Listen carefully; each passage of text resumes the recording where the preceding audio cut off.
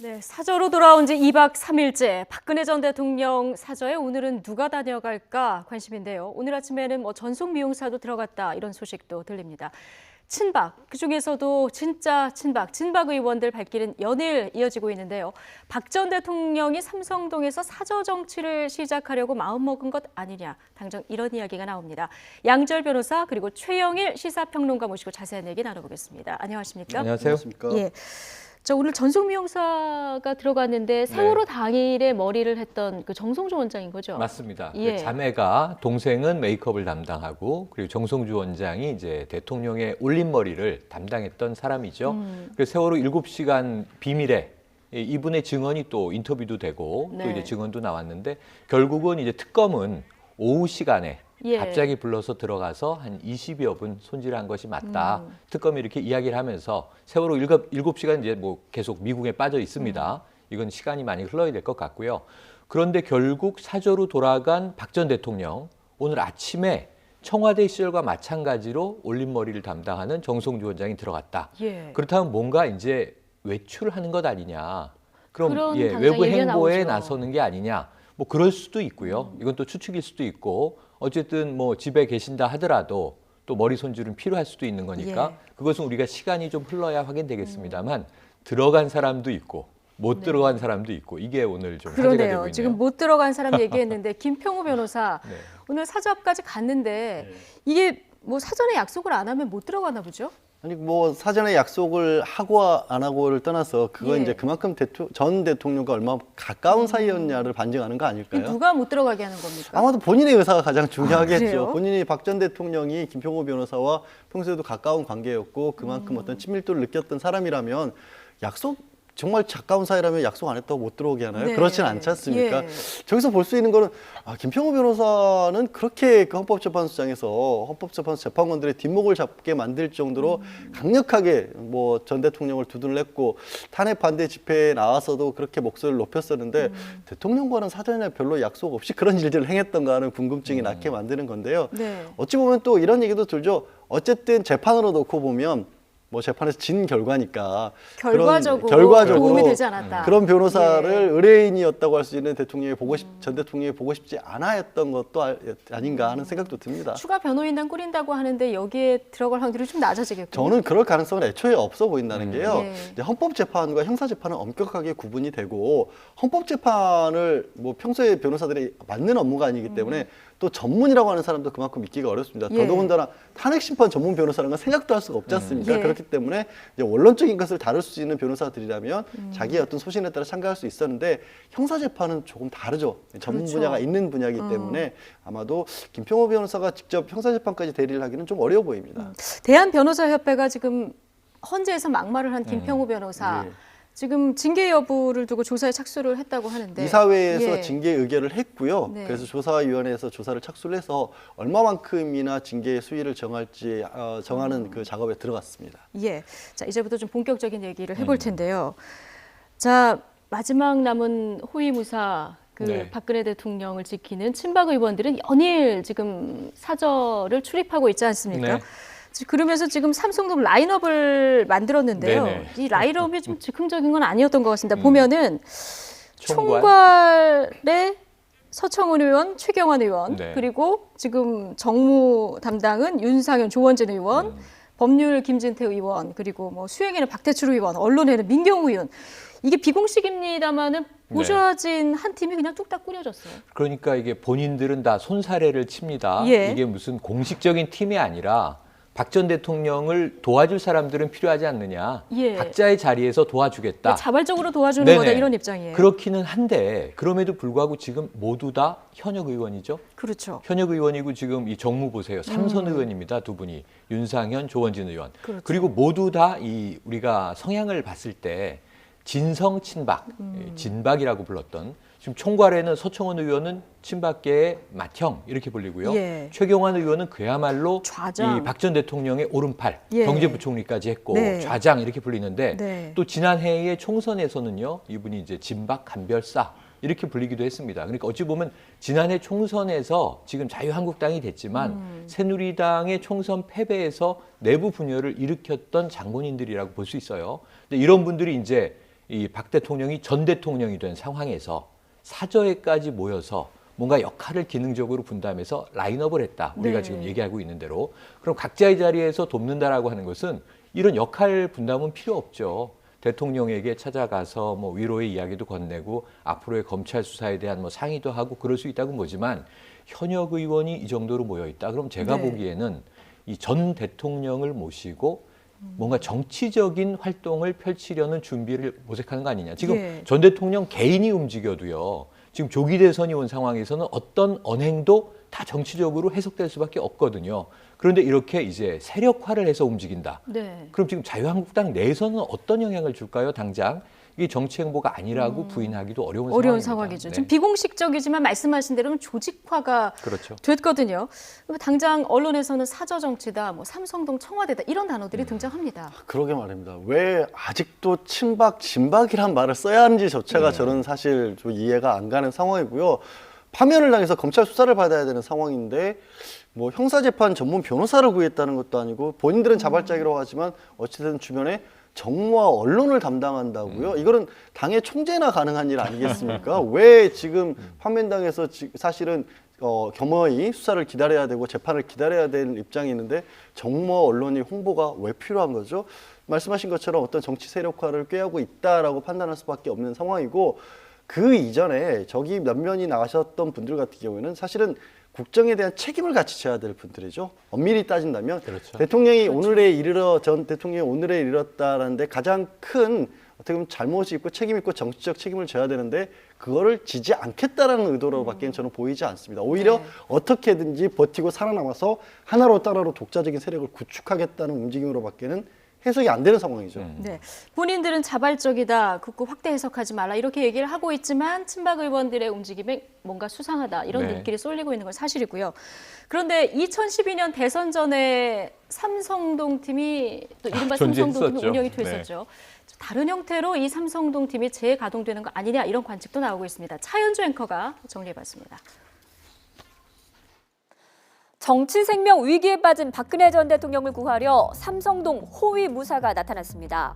박 전 대통령의 사저복귀 때 마중을 갔던 친박계 의원 이 8명입니다. 이 호위 무사들은 수세에 몰린 박 전 대통령을 위해서 일제히 엄호 사격에 나섰습니다. 박 전 대통령을 중심으로 마치 현직 대통령 보좌진 같은 이런 보좌팀을 구성한 겁니다. 곧바로 2012년 대선 전에 운영되던 삼성동 팀이 다른 형태로 재가동되는 게 아니냐는 비판이 나왔습니다. 박근혜 전 대통령 주변에서는 2007년 대선 경선과 2012년 대선 그리고 인수위원회까지 이른바 삼성동 팀이 움직인다는 이야기가 자주 나왔었죠. 극소수 측근들이 박 전 대통령의 삼성동 자택 인근에 모여서 전략과 인선 등을 논의하는 비선 조직을 운영했다는 겁니다.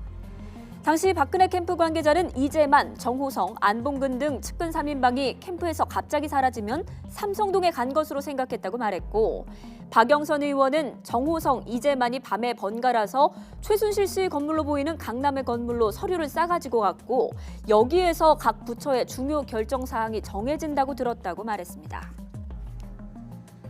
2012년 삼성동 비선 조직을 연상케 하는 친박 의원들의 움직임에 임명진 자유한국당 비대위원장은 당장 경고 메시지를 냈지만 정우택 원내대표는 그런 조직은 없다고 선을 그었습니다.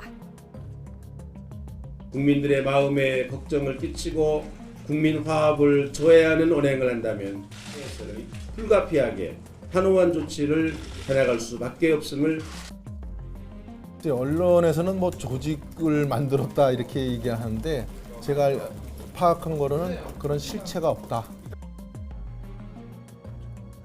친박계 의원들도 사실과 다르고 그저 선의라고 해명했습니다. 하지만 이런 움직임이 탄핵에 불복하고 정치를 역행시키는 시도라는 비판은 수그러들지 않고 있습니다. 2012년에도 문고리 3인방이 캠프에서 갑자기 안 보이면 삼성동 갔다 이런 얘기가 뭐 돌았을 것이다 이런 지금 얘기도 차윤주 앵커가 전해줬는데요. 2012년에는 어쨌든 대통령을 만들어내는데 일조를 했습니다. 네. 그런데 지금은 상황이 다르지 않습니까? 완전히 다르죠. 대통령이 파면이 됐습니다. 네네. 그런데 그러니까, 지금 친박 예. 의원들은 보수 재집결이 지금 삼성동을 기반으로 가능하다 이렇게 보는 걸까요? 지금 여러 가지 해석이 있는데요. 네. 이 정치 상황으로 본다면 이 박 전 대통령이 일종의 자숙기 혹은 좀 정치로부터 거리를 두고 자신의 일상생활을 가꾸는 일을 하지 않는다면 네. 정치적인 행보가 계속 비춰진다면 조기 대선의 보수 혹은 범보수에게 이게 득이냐 실이냐 사실 실이라는 분석이 다 많거든요. 네. 왜냐하면 지금 자유한국당 내에서만 해도 집권 여당 자리를 이제 내놓았는데 예. 그 안에서 친박 의원들이 또 탄핵 직전에는 56명의 의원이 탄원서를 내기도 했는데 탄원서까지는 이해가 돼요. 하지만 결정이 내려졌지 않습니까? 그렇죠. 그런데도 이 전임 대통령 주변에 모여 있는 현역 의원들이 있고 이 당은 뭔가 또 새로운 대선 주자를 내서 또 여기에 대응을 해야 하고 예. 그럼 내부의 분열이 불가피하잖아요. 당장 김진태 네. 의원이 대선 출마를 선언했습니다. 선언했습니다. 지금 예. 그리고 이제 이 자유한국당 내에서 대선 출마 선언한 분 중에는 이 대통령의 탄핵에 이제 불복하는 입장을 밝히고 있는 분도 일부 있고 예. 또 승복하는 입장을 밝힌 분도 있어요. 이 홍준표 지사가 당원권이 회복됐잖아요. 네. 어찌 보면 좀 유력시되는 가운데 탄핵에 문제가 있었지만 승복은 해야 한다. 또 이런 입장이에요. 그러니까 당내 의견이 다 갈려 있는 상황이에요. 그러면은 대권 주자마다 다른 시그널을 냈을 때 과연 국민들의 선택은 어떻게 될 거냐. 여기에 또 범보수의 다른 당이 하나 존재를 하죠. 바른정당은 탄핵에 찬성했던 또 이제 보수 의원들이 모여 있는 정당 아닙니까? 네. 이런 상황에서 지금 야권 주자가 이 유력한 가운데 시간은 없고 박 전 대통령의 그림자 속에 현역 의원들이 움직이고 있다. 이런 상황에서는 보수 재집결은 거의 오히려 더 불가능해지는 거 아니냐 하는 예. 해석이 유력하다 보니까 박 전 대통령은 지금 조용히 계셔주는 게 차라리 차기 대선에서 네. 승복하고 반성의 모습을 오히려 보여주시는 게 옳은 것 아니냐인데 어제 이 법률을 담당한다고 하는 이 김진태 의원이 이야기를 했습니다. 청와대를 나온 것이 승복이다. 이런 얘기를 했는데요. 좀 다수 국민들은 오늘 좀 난감해하고 있는 상황으로 보여집니다. 청와대를 나온 것이 승복이다. 그럼 승복했다는 겁니까? 승복했다라고 해석을 한 것인데 예. 문제는 이제 이 대목은 승복이라는 말이 등장한 것은 네. 반가운 일입니다. 네. 그런데 청와대를 나온 게 승복이면 청와대를 안 나오셨으면 지금 어떻게 돼 있을까요? 예. 오늘 화요일인데 월요일 오전에 나온다는 이야기가 있었죠. 그런데 일요일 저녁에 황급히 나와서 어쨌든 퇴거를 하고 사저로 돌아갔으니 더 이상 대통령이 아닌 것은 예. 이 물리적으로도 확실한데 문제는 이 승복의 표현이 청와대를 나온 것이다. 그렇다면은 오히려 더 좀 당당하게 승복한다. 국민 화합을 바란다. 그리고 네. 본인은 앞으로의 법적 조치에 협조할 것이다. 이 정도 얘기가 나오면 네. 다수 국민들이 좀 그래도 네. 안심하지 않겠습니까? 예. 그럼 뭐 대다수 국민들은 청와대를 나온 것이 승복 선언이다 이렇게 생각하지는 않는 것 같고요. 지금 뭐 헌재 결정 이후 박 전 대통령의 승복 메시지 없었고요. 네. 사실상 뭐 불복 선언이 나온 그런 상황인데요. 박 전 대통령 탄핵 심판 이전에도 이렇게 일관되게 불복 프레임을 가지고 왔다는 분석이 많습니다. 정규재 TV와 인터뷰에서도 이런 뜻이 읽히는 대목들이 사실 있었는데요. 자, 대통령 발언 그리고 친박계 김진태 의원 이야기까지 같이 들어보고 얘기 더 나눠보겠습니다. 저로서는 좀 더 꼼꼼하게 챙겨보고자 하는 순수한 마음으로 한 일인데 이유 여하를 막론하고 국민 여러분께 심려를 끼치고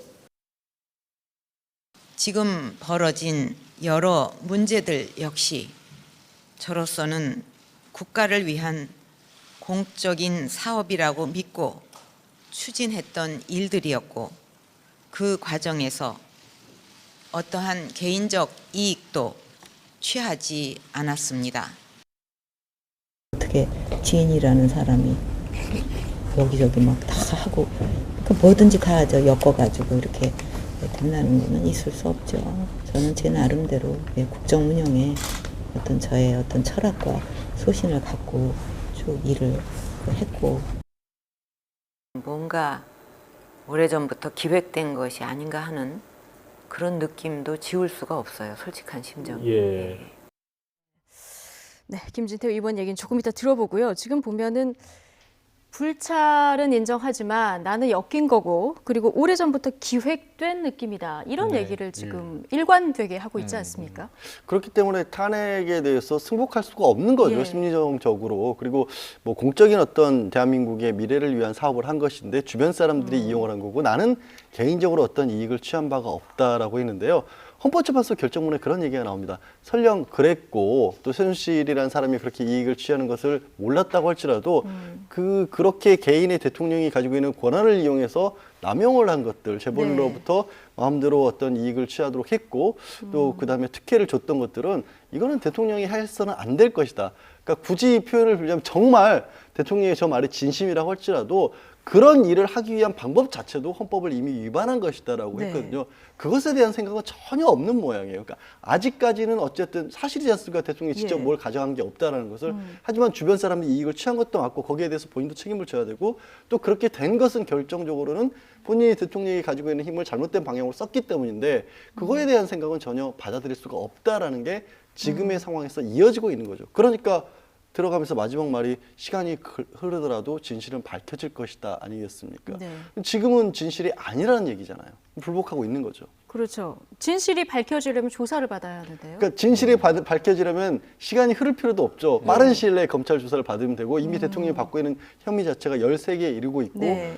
공범으로서 기소가 된 다른 사람들 같은 경우에는 재판이 시작이 됐습니다. 그렇기 때문에 오래 걸릴 시간도 아니에요. 특검법에 따라서 3개월 이내에 1심 재판 끝나야 합니다. 그런데 어떤 시간이 필요하다는 것인지도 사실 이해하기 어려운 상황이죠. 네. 아까 김진태 네. 의원 얘기 잠깐 해주셨는데 사실 사저로 돌아가는 게 승복이다 이런 얘기도 네. 했었고요. 더 이상 뭐 마녀 사냥하지 말아라. 네. 그리고 수사는 대선이 끝나고 하는 것이 맞다. 이런 네네네. 얘기를 지금 지속적으로 그럼 하지 이게 않고 있습니까? 정치적인 수사다, 네. 정치적인 것이다. 왜냐하면 예. 지금 친박 혹은 박 전 대통령이 무고하다고 믿고 있는 일부 지지층 있지 않습니까? 네. 이 태극기 부대라고 네. 하는데요. 삼성동 사저를 이제 둘러싸고 있었죠. 근데 이분들의 주장을 들어보면 어떤 이야기냐면 아까 박 전 대통령의 이야기 그대로 함정에 빠진 것이다, 음모다, 네. 언론과 검찰과 어찌 보면 대통령이 권력의 정점인데 대통령을 쏙 빼놓고 나머지가 다 결탁을 해서 대통령을 파면시키기 위해서 탄핵 음모론을 짰다. 이런 이제 주장이에요. 예. 들어보면. 그런데 김진태 의원 이야기처럼 지금 수사하는 것이 정치적인 수사라면 지금 누가 대통령이죠? 황교안 권한대행이 대통령의 역할을 하고 있는 있습니다. 거죠. 예. 이 박근혜 정부의 사람입니다. 법무부 장관, 총리 이렇게 지낸 분이고 이 직무대행까지 이제 맡았고 예. 이제는 대통령이 고려된 가운데 역할을 하고 있는데 근데 이 와중에 검찰의 수사가 정치적이라면 차기 정부가 들었을 거 아니에요. 물론 이게 정권이 교체될지 재창출될지 아직 모르지만 지금 60일 후에 들어서는 정부 치하에서 검찰이 네. 수사를 한다면 이때 이분들 뭐라고 할까요? 전 정치적인 수사라고 할 것 같습니다. 예. 그러면 지금 과도기에도 정치적 수사, 네. 차기 정부가 들어선 이후에도 정치적 수사. 그럼 이분들이 주장한 게 뭐냐면 국가 권익위도 못 믿고 결국 유엔 인권위에서 다뤄달라는 주장을 이 최순실 씨가 주장하기도 했었죠. 예. 그럼 이게 국내 누구를 믿나요? 공권력을 못 믿으면 바로 며칠 전까지 대통령이셨던 분이 공권력을 못 믿겠다. 네. 다 나를 적으로 마녀로 네. 돌리고 있다라고 하면 자, 그러면 이게 우리나라의 권위가 국가 네. 시스템의 권위가 다 허물어지는 게 아니겠습니까? 그래서 지금 친박 의원들 같은 경우는 검찰 수사도 특검 수사도 못 믿겠다. 헌재 네. 결정도 승복하지 않겠다는 네. 건데요. 자, 김진태 의원의 이야기 이제 준비됐으면 들어보고 다시 얘기 나누겠습니다. 청와대를 나와 사저로 돌아가셨기 때문에 그건 이미 승복을 한 겁니다. 이번 헌재 결정은 법리를 무시한 정치 판결입니다. 민간인 박근혜에 대한 수사는 대선 이후로 연기하라. 이 사건을 더 이상 정치적으로 이용하지 말길 바랍니다. 더 이상 이 마녀사냥 이제 좀 그만해 주세요. 뭐 이루려고 하는 거 다 이뤘지 않았습니까? 이제 그만하고 좀 차분하게 우리가 좀 돌아가야 될 것 같다. 그래서 우리도 뭐 이제는 차라리 좀 홀가분한 마음으로 천천히 진실을 밝히자. 네, 천천히 진실을 밝히자, 마녀 사냥하지 말라. 자, 이런 얘기를 하는데요. 양재 변호사님, 박 전 대통령 이제 검찰 수사에도 응하지 않았고 특검 수사에도 응하지 않았습니다. 자, 헌법재판소에도 한 번도 모습을 직접 나타나지 그렇죠. 않았죠. 예, 그런데 검찰은 지금 이번 주 내에 빠르면 조사를 하겠다 이런 입장이거든요. 말씀드린 것처럼 공범에 대한 재판이 시작이 된 상황에서 예. 검찰이 수사에 속도를 내지 않으면 이 재판이 이상한 재판이 됩니다. 누구에 대해서는 유죄 결정을 내려서 형량까지 정해야 될 시점에 이러는데 같이 재판을 해야 되는 사람은 수사도 못한다. 네. 이게 앞뒤가 안 맞는 상황에 대해서 모순이 발생할 수 있다는 우려가 생기고요. 네. 또 일부에 대해서는 지난해 검찰특별수사본부 같은 경우에는 직권남용으로 봤는데 그 부분의 일부인 삼성 같은 경우를 특검에서는 뇌물로 봤지 않습니까? 네. 그걸 정리할 필요도 있거든요. 그것도 핵심 역할을 했던 박 전 대통령에 대한 수사 없이는 불가능한 상황이고 김진태 의원 같은 경우에는 대선 이후로 이 수사를 미뤄야 하고 하는데 네. 그러면 범죄 혐의가 대선 이후면 뭐가 달라지나요? 지금 받고 있는 게? 더군다나 지금 이재용 부회장 그렇죠. 같은 경우가 5월이면 이제 1차 예, 5월 말에 결과가 끝나야 나오지 되는 않습니까? 결과가 나와야 일심이 되는 겁니다. 결과가 나올 텐데. 일심이 나와야 하는 건데 예. 도대체 검찰 수사가 대선 이후로 됐을 경우에 뭐가 바뀐다라는 얘기인지를 이해할 수가 없는 상황이고 도저히 이해할 수가 없는 만약에 주장이고 이재용 부회장이 혐의가 없다 이렇게 밝혀지면 네. 지금 그걸 노리는 건 아닌가 이런 그러니까 분석도 나옵니다. 어떻게 보면은 이제 김진태 의원이라든가 박 전 대통령 측의 대리인단보다도 참 씁쓸한 이것조차도 씁쓸한 현실이긴 합니다만 삼성이 이재용 부회장의 변호인단이 더 막강할 것이다라는 생각을 할 수도 있는 거죠. 예. 그래서 그쪽에서 혹시라도 이재용 부회장이 뭐 뇌물에 관해서 무죄를 받게 되면 네. 그러면 그게 박 전 대통령에게 조금 유리한 쪽으로 판단이 나올까라고 기대는 해볼 수 있습니다만 그것도 저는 앞뒤가 안 맞는 게 지금 이재용 부회장이 주장하는 논리는 대통령의 강요에 의해서 마지못해 줬다는 겁니다.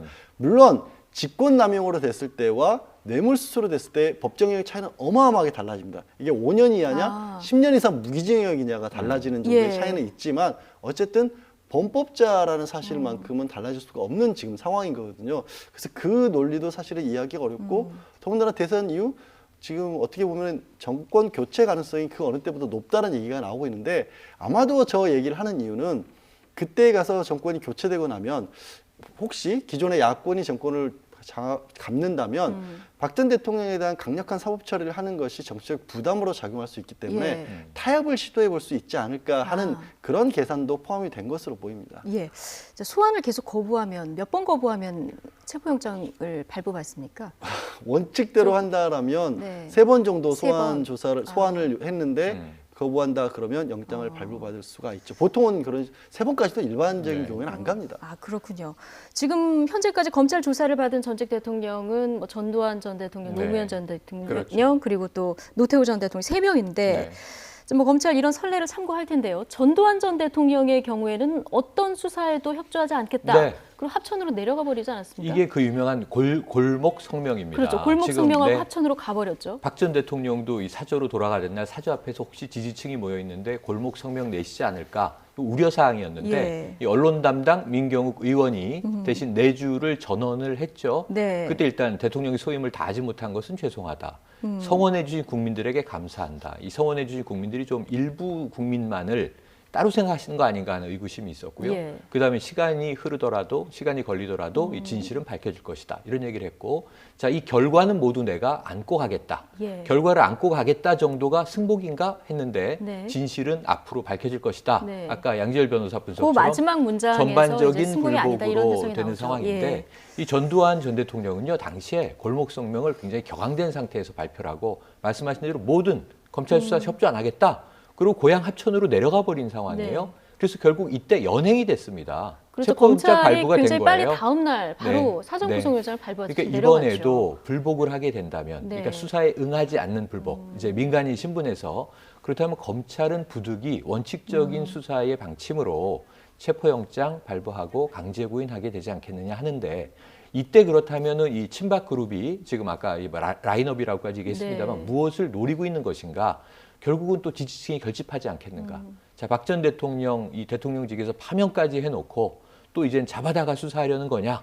체포까지 하느냐? 하는 또 반발이 일부 벌어질 수 있고 네. 지금 사실 지난번에 이 헌재 결정 나는 날 하루 걸려서 사상자가 3명, 사망자만 3명 나오지 않았습니까? 이거 굉장히 걱정되는 대목인데 이런 근데 부분들에 대해서는 지금 좀 박근혜 대통령 네. 사저 앞에 친박 지지자들이 계속 모여 있고요. 지금 앞으로 네. 4개월 동안 계속 거기 모여 있겠다. 이렇게 집회 맞습니다. 신고도 낸 상황이거든요. 이분들이 군복 입고 경비하다시피 예. 있는 분도 있고요. 지금 현재 누가 피해를 보고 있냐면은 언론 기자들이 피해를 보고 있어요. 그리고 주민들도 네. 좀 피해가 있지 주민들은 않을까. 뭐 소음이라든가 네. 또 이제 오가는데 여러 가지 네. 피해들이 있겠죠. 보니까 이제 김평우 변호사가 이제 그 앞에 있다가 이동하는데 취재 기자가 따라가니까 뭐 어머하듯이 사람들 이제 10여 명이 막아서고 했는데 예. 이런 부분들이 계속 이루어진다면 아까 이 삼성동 청와대 이런 표현을 썼지만 예. 결국은 거기가 무슨 이 사적인 하나의 뭐 물리적인 공간을 따로 막아치는 형태로 보여질 수 있거든요. 예. 이거 굉장히 좀 위험하다고 좀 봅니다. 대한민국에서 사병은 용인되지 않지 않습니까? 예. 이 지지층들이 예를 들면 광장에서 구호를 외치고 집회와 시위할 수 있다고 봅니다. 뭐 박 전 대통령 억울하다 할 수 있다고 봅니다. 문제는 이런 식으로 사저 주변에서 조직적인 행동이 이루어지는 것. 이것은 좀 공권력의 차원에서도 며칠 전까지 최고권자에 있었던 분이 하실 일은 아니지 않는가 하는 생각이에요. 그러니까 사저 안팎에서 네. 지금 뭐 강제연행 그런 상황까지 가지 않는 것이 가장 모양새로운 좋습니다만 만약에 뭐 그런 상황까지 간다 했을 때 지금 말씀하신 대로 물리적 충돌 가능성이 지금 제기가 되고 있는 그런 상황이에요. 그 지지자들 중에 이른바 결사대라고까지 예. 이름을 붙여서 주변에 경호 아닌 경호를 하고 있다고 합니다. 박 전 대통령에 대해서 유일하게 남아있는 예우가 경호인데 네. 그 국가에서 제공되는 경호는 도저히 부족하다고 생각을 했는지 그 부분에서 결사대라고 맡고 있는데 뭘 맡겠다는 것일까요? 이미 지금 전 대통령이 받고 있는 것은 앞으로 남은 절차는 사실 검찰의 소환 조사에 응하는 것밖에 없거든요. 네. 그러니까 자발적으로 출석하는 것조차도 맡겠다고 하는 건지 아니면 출석이 불응할 경우 말씀하신 것처럼 검찰 수사관들이 이제 강제 집행을 하기 위해서 그 어떤 자택에 들어가려고 할 때 그거를 막아서겠다고 하는지가 모르는데 지금 보이고 있는 태도로 봤었을 때는 아무것도 인정 안 하지 않습니까? 검찰 수사 특검 헌법재판소 결정마저도 지금 잘못된 결정이다. 헌재가 국가를 무너뜨렸다고 주장하는 분들인데 검찰 수사관들이 오는데 그 분들이 그렇게까지 지지하는 대통령이 만약에 강제 집행을 당해서 끌려가는 모습을 네. 저분들이 용인하려고 할까요?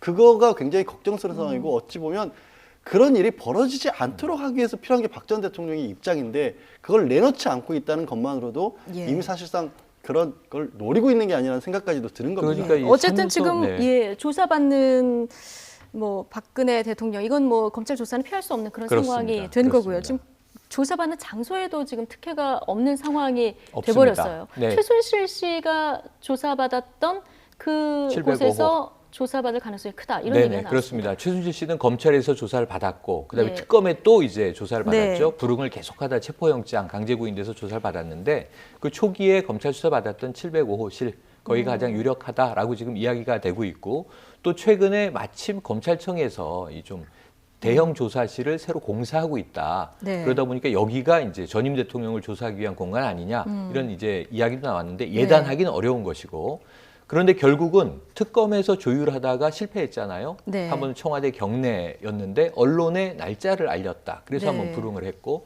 또 두 번째로는 이제 녹화와 녹음 안 된다. 이게 또 불응을 했죠. 그렇죠. 그런데 이제 검찰에서는 그 어떤 조율이라고 하는 형식이 불가하다는 겁니다. 그냥 원칙대로 이 검찰청에 소환해서 이 포토라인에 설 가능성 높습니다. 왜냐하면 이걸 또 몰래 이렇게 뭐 지하주차장을 통해서 들어오게 해주면 이것도 특혜라고 또 이제 비난받을 상황이 크거든요. 예. 포토라인을 거쳐서 검찰청사에 들어가서 결국은 이제 이 해당 특별수사본부에 조사를 받게 될 텐데 705호실 가능성이 높다라고 이야기가 되고 있고요. 예. 어떤 뭐 조사실에서 조사를 받든 검찰청사에서 공적으로 받는 거기 때문에 이제 민간인 신분이고 그 어떤 예우도 요구하기 어려워졌다. 이거는 박 전 대통령 스스로 자초한 문제인 것 같아요. 예.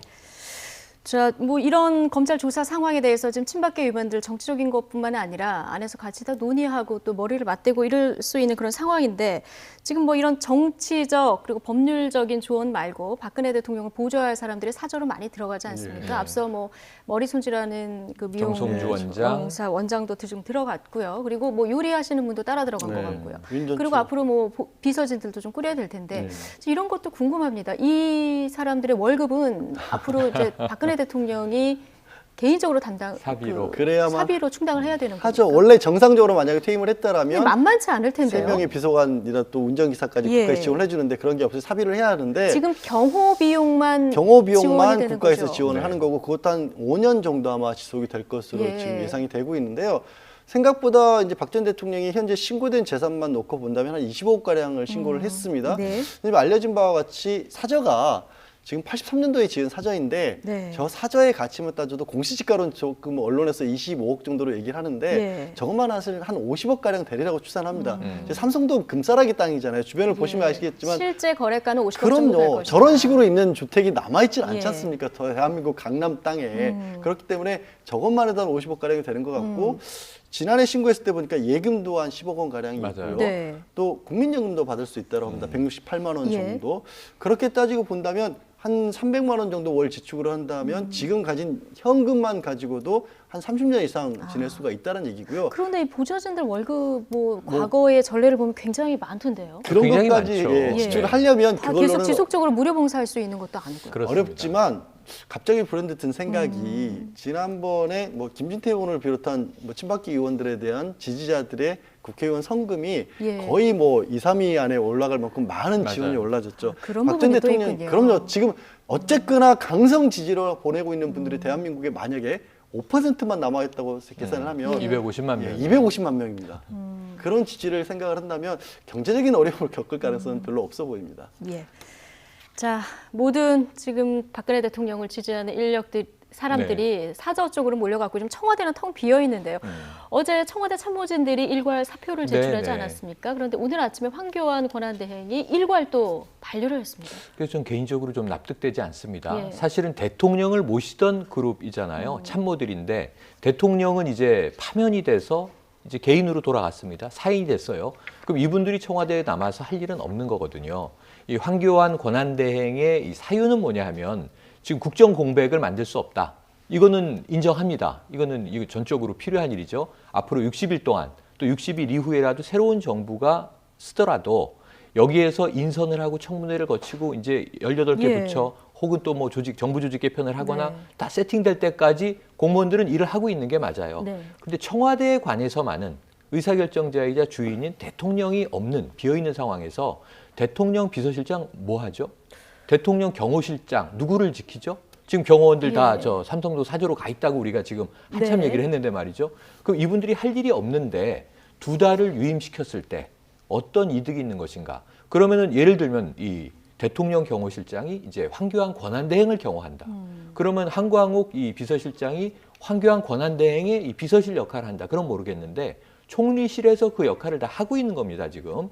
그리고 이 황교안 권한대행이 2달이라도 청와대에 들어가서 직무를 보는 게 아니지 않습니까? 예. 이런 상황에서는 그 인력들을 사실은 행정관들은 있는 게 맞아요. 네. 그런데 수석 비서관들이 굳이 있어야 할 이유가 없다는 거예요. 그러니까 그런데 특히 또 유임을 시킨 경호실장과 이유가 비서실장 같은 경우는 특히 더 그렇죠. 그렇습니다. 예. 그래서 이 대목에서 오히려 지금 대통령 기록물에 대한 이관이 시작이 됐는데 검찰은 지금 압수수색을 못했지 않습니까? 그럼 비어있는 청와대를 압수수색해야 되는데 그럼 또 만약에 압수수색 영장을 법원으로부터 받아서 오늘 내일 들어가면 지난번에 불승인 사유서를 누가 냈어요? 네. 비서실장과 경호실장이 냈단 말입니다. 이분들이 청와대를 지키고 있는 게 우리의 임무입니다. 대통령이 비록 없다 하더라도 이런 상황이면 제가 보기엔 또 골치 아픈 문제가 검찰 수사 과정에서 증거 확보와 관련해서 대통령 기록물 지정과 관련해서 지금 또 이제 이미 나오고 있는데 복잡해지리라는 그런 생각입니다. 논란이 또 있을 수 있겠군요.